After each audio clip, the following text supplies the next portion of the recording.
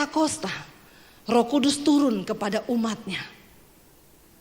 Karena itu Alkitab berkata, dosa yang tidak terampuni adalah dosa menghujat Roh Kudus. Apa itu menghujat Roh Kudus? Bukan waktu saudara ngomong ini, apa itu gereja? Bukan itu. Menghujat Roh Kudus itu adalah ketika Roh Kudus berbicara dalam hatimu, mengingatkan engkau tentang dosa, lalu engkau tidak bertobat. Engkau terus hidup dengan dagingmu. Roh Kudus ngomong itu dosa. Lu jangan selingkuh, itu dosa. Kita tetap selingkuh. Kamu jangan jadi homo. Homo itu dosa karena Tuhan menciptakan laki-laki dan perempuan. Kenapa kamu tetap jadi homo? Engkau menghujat Roh Kudus ketika engkau terus berbuat kenajisan itu. Roh Kudus sudah ngomong, jangan jadi pelakor. Karena itu tidak berkenan di mata Tuhan. Engkau terus hidup dalam dosa itu. Engkau menghujat Roh Kudus. Waktu engkau ada dalam kepahitan, Roh Kudus bicara, ampuni orang yang menyakiti kamu. Karena firman Tuhan berkata, ampunilah orang yang menyakiti hatimu. Dan engkau tetap kepahitan, engkau menghujat Roh Kudus loh. Setiap hari Roh Kudus itu berbicara. Jadi akan naik level lagi dari padamkan roh, terus kemudian kita akan menghujat roh. Itu kita bisa baca di dalam Matius 12 ayat 30 sampai 32. Siapa tidak bersama aku, ia melawan aku. Ya, siapa tidak bersama aku, ia melawan aku. Dan siapa tidak mengumpulkan bersama aku, ia mencerai-beraikan. Ya, siapa yang tidak mengumpulkan bersama aku, ia mencerai-beraikan. Sebab itu aku berkata kepadamu, segala dosa dan hujat manusia akan diampuni. Nah, perhatikan baik-baik. Segala dosa dan hujat manusia akan diampuni. Tetapi hujat terhadap Roh Kudus tidak akan diampuni. Apabila seorang mengucapkan sesuatu menentang anak manusia, ia akan diampuni. Ya. Tetapi jika ia menentang Roh Kudus, ia tidak akan diampuni. Di dunia ini tidak, dan di dunia yang akan datang pun tidak. Ya. Jadi kalau kita sampai ke tingkat memadamkan roh, ini tinggal satu langkah lagi, satu tingkat lagi kita akan masuk ke dosa menghujat roh. Bagaimana bisa menghujat roh? Menghujat roh itu adalah benar-benar kita berseberangan dengan Tuhan. Jadi karena kita sudah terlalu terbiasa tidak mengikuti maunya Tuhan, nasihat Tuhan, teguran Tuhan, kasih sayang Tuhan, akhirnya nanti kita berseberangan. Jadi kita nanti akhirnya bisa melawan dia, kita bisa menghujat dia, kita bisa menentang Roh Kudus. Nah, inilah yang terjadi kepada bangsa Israel. Dan bukan hanya kepada bangsa Israel, dan juga kepada gereja Tuhan. Karena apa? Karena ini ditulis di dalam firman Tuhan, bahwa jangan sampai kita menghujat roh. Kalau kita menghujat roh, kita tidak akan mendapatkan pengampunan. Kita mau, kalau dulu di perjanjian lama setiap kali orang berbuat salah, mereka nanti sembeli domba untuk korban penghapus dosa. Terus kemudian mereka datang doa puasa, minta pengampunan. Itu hal-hal yang tidak akan berlaku kalau kita memasuki taraf menghujat roh. Karena Tuhan berkata, apabila kamu menghujat roh, kamu tidak akan diampuni. Di dunia ini tidak, di dunia akan datang pun juga tidak. Nah, kalau sudah begini kondisinya, artinya Tuhan benar-benar telah menolak umatnya. Ini yang kita harus perhatikan baik-baik. Bahkan sampai darah Tuhan Yesus pun tidak bisa menyucikan lagi kalau kita sampai menentang Roh Kudus, kita menghujat Roh Kudus. Ini dosa kekal, dosa yang tidak akan pernah bisa mendapatkan maaf di hadirat Bapa di surga.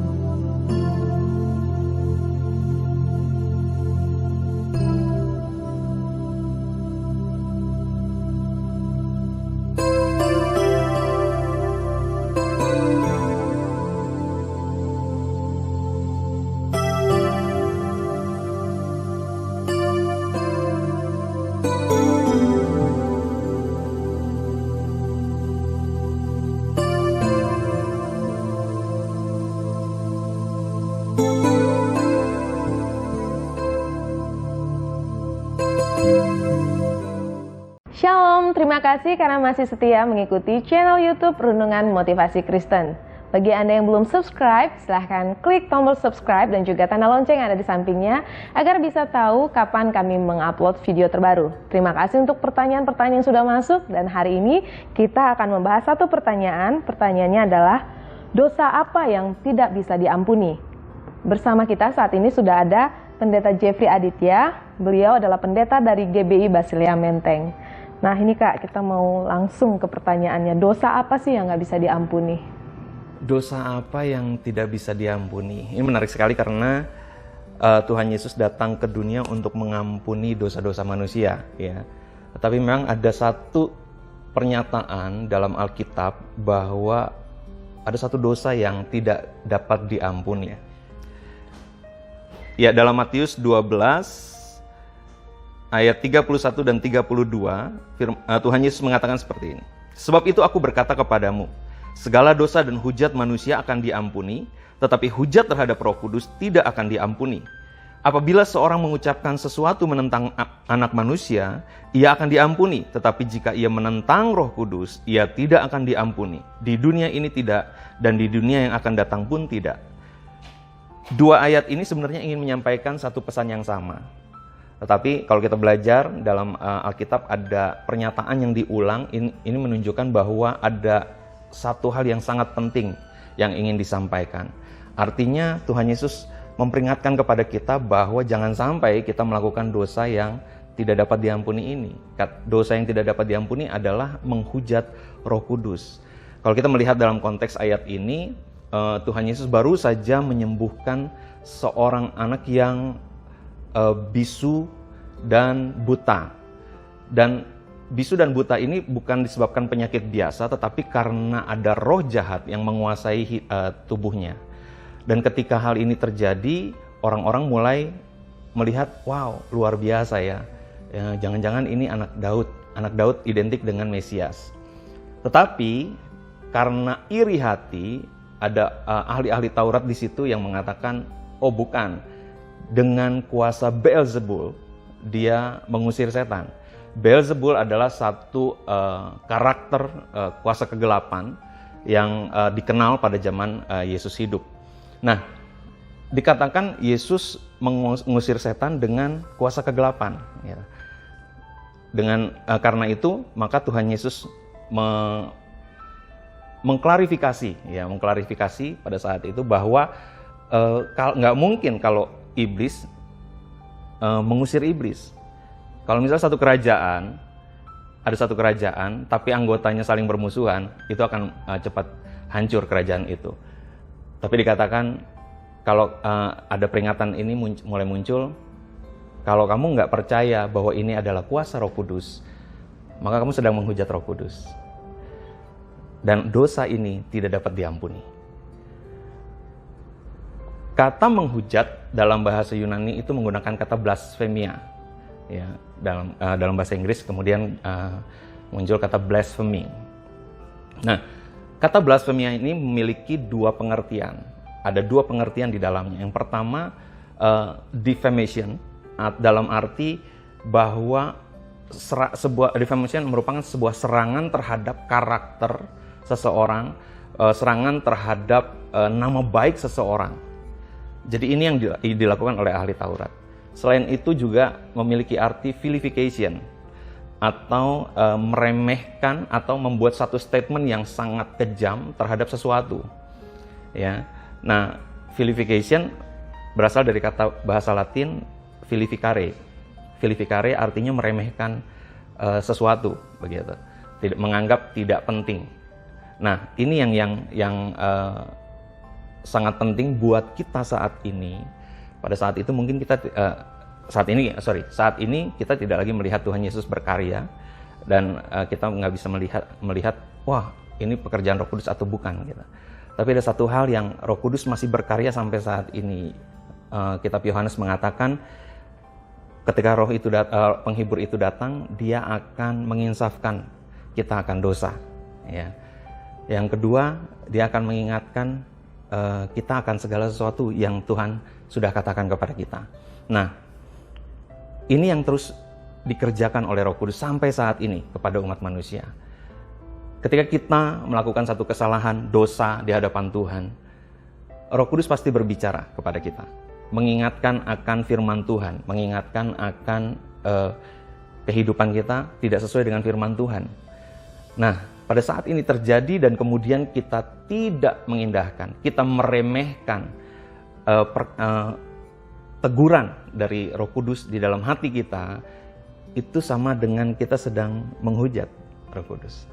Ya, berdasarkan pengertian yang tadi telah saya sampaikan. Artinya, kalau kita terus-menerus mengabaikan, terus-menerus meremehkan, terus-menerus menganggap tidak ada teguran-teguran yang dari Roh Kudus ketika kita melakukan dosa dan kita terus melakukan dosa yang sama, maka satu saat ada satu titik di mana Roh Kudus tidak akan berbicara kepada kita lagi, karena kita sudah kita sampai pada satu titik kita tidak akan bertobat. Nah, pada saat itu terjadi, disitulah kita sudah menghujat Roh Kudus dan penghakiman sudah datang kepada kita. Kita tidak akan diselamatkan.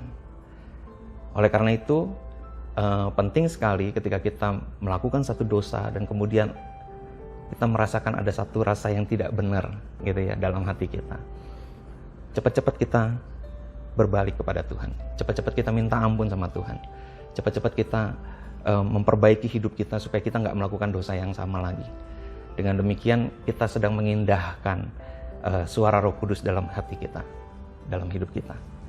Jadi misalnya nih, untuk kita bisa mengatakan, oh orang ini udah menghujat Roh Kudus, apakah itu dengan sederhana sekali kita melihat orang, dia misalnya mengeraskan hati, tidak mengaku itu pekerjaan Tuhan, terus kita bilang ini menghujat Roh Kudus, atau itu butuh proses yang panjang?